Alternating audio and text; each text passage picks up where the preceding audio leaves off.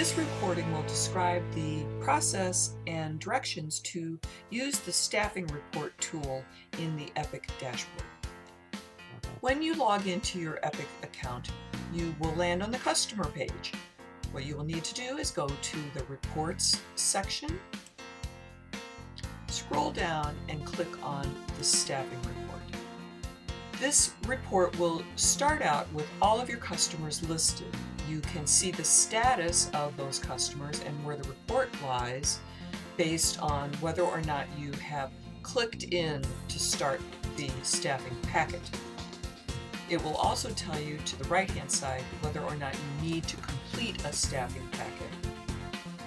Each of the items have a value of some sort. Under the agency, if you are DHS using the tool, you can pick any agency that you have access to. If you are a CBO, your agency will show under the agency, and then you will be able to pick any local office. The staffing month is for any month that you need to staff, and this is especially useful if you only staff on a periodic basis rather than monthly. Once you click on the month that you want to staff, all documentation will appear based on the first of that staffing month until the present date. The staffing date explains is the date that the staffing is going to actually take place, and same for the staffing time, the actual time that it will take place. Who is your contact for the staffing? Enter that name there. Once you have selected the agency or the local office and the month that you're going to staff, you will want to filter your results. Then all of the names will appear for that particular office. When you click on the local office, you'll see numbers behind each of the offices. And you'll notice that's how many customers you have at that local office. If you are working with a region, the regional FCRCs will be listed there. After you have filtered your customers, you'll want to know what the bottom section of this tool means. Customer name is just that, the customer's name, and if you click on the name, it will take you to that customer's file. You can make any adjustments to the documents that need to be there, case notes, etc. Case ID is the DHS case ID. The 4334 status and staffing packet tells you what status the actual 4334 packet is in at the moment. Whether or not the staffing packet is needed is indicated by the check mark.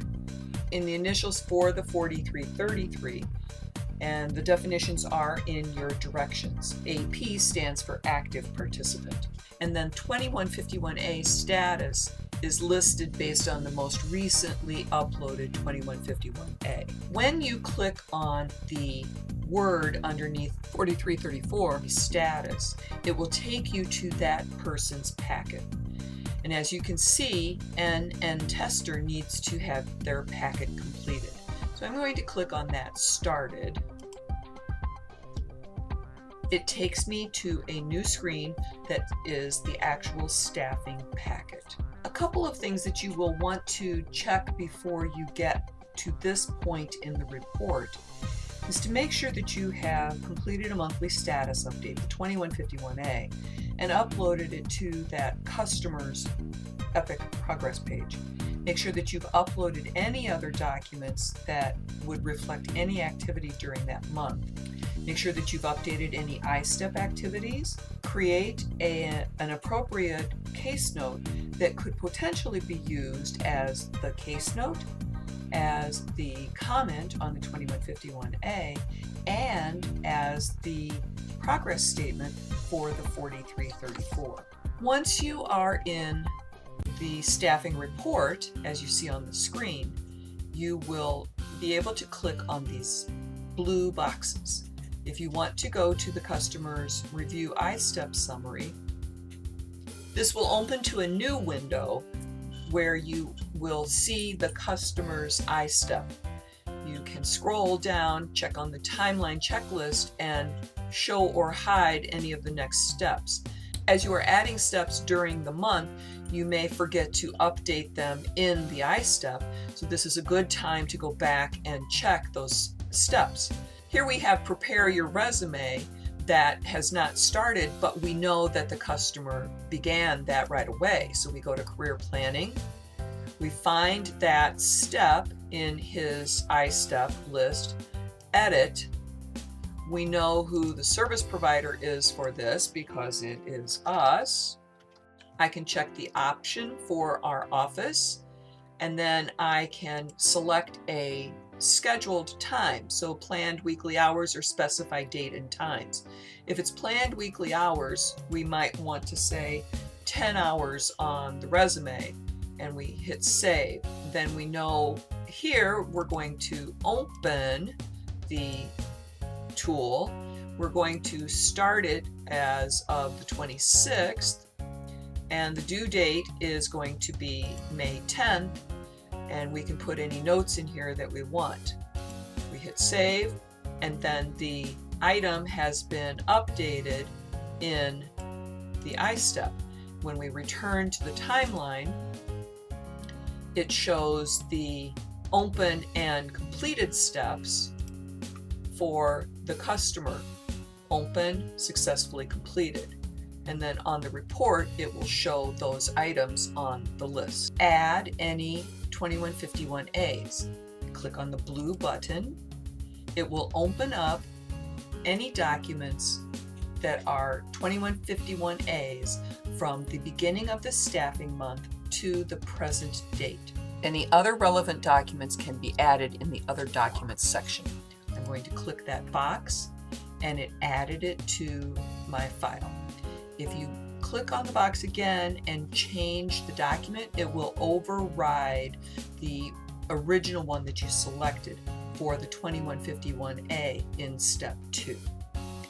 In step 3, if there's been any other documents uploaded, you will want to add those as well. Click the blue box or select Other Documents. It opens up from the first of the month for the staffing month and any other documents that were there. So perhaps you forgot to upload the 2846G and you got it there the day after you did the status update document, then you can always add it and still add that and any other documents that are in here. And if you click more than one document, it will add all of those documents, and then you can close and move on to the next step. Step 4 is for you to review any case notes. So you might want to take a look, and it opens to show you the case notes that have been added to the file. Try to go to the actual page, either Profile, Progress, or iStep, to add any case notes that you are adding. Then you can go back to the staffing package because it will have opened those case notes in a new tab. Last but not least, you will want to add a description or the progress level of the participant engagement that you want to include on the 4334. It will populate that description field on the 4334. Either copy and paste the case note or type in a new case note at this time. When you save, it will save what you have started.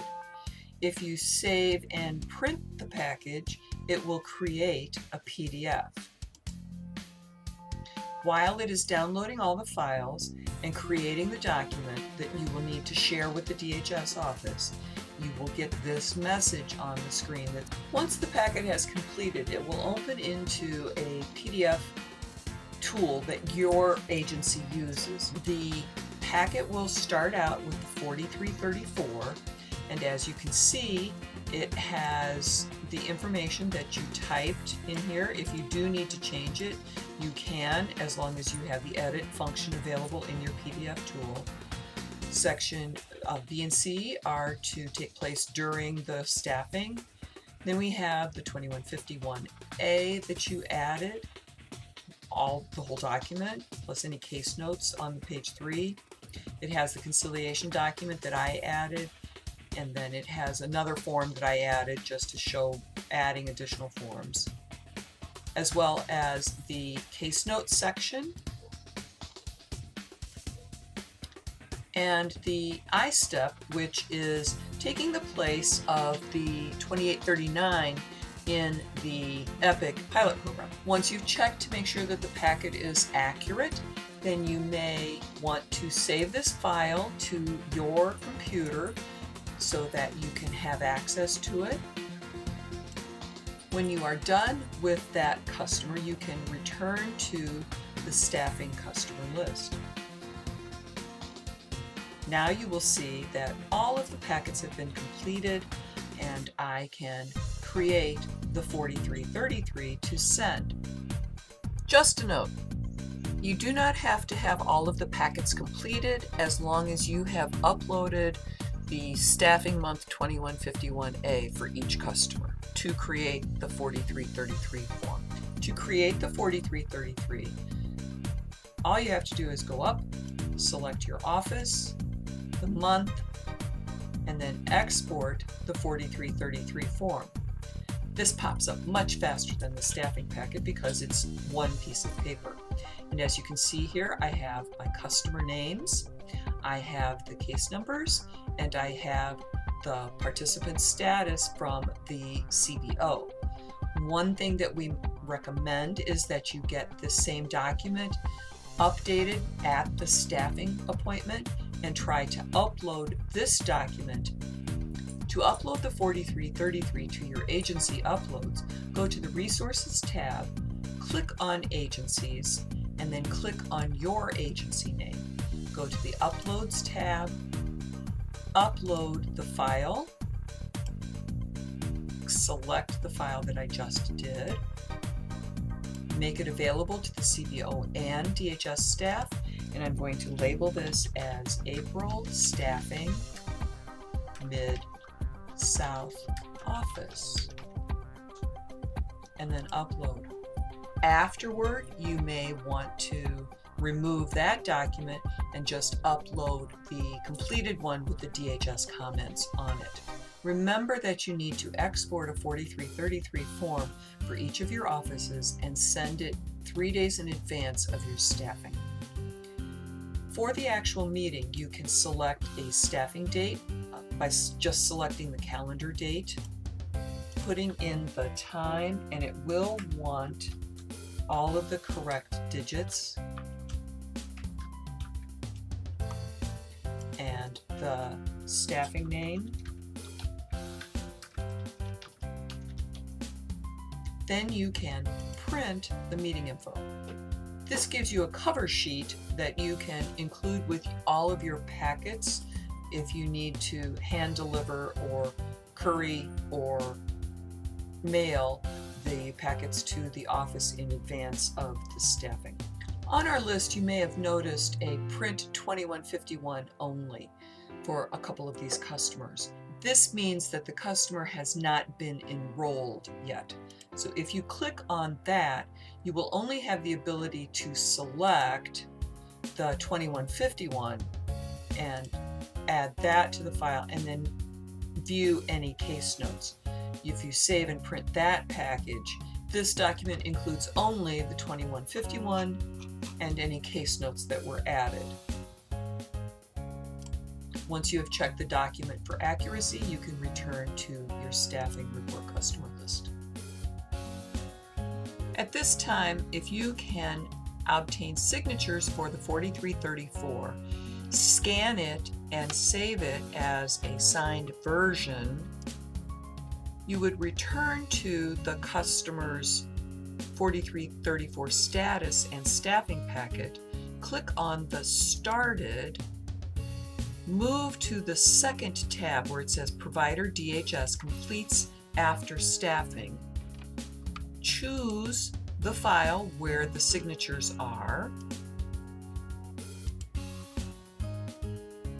and then mark who it was signed by, DHS or the CBO or both of them, and then save.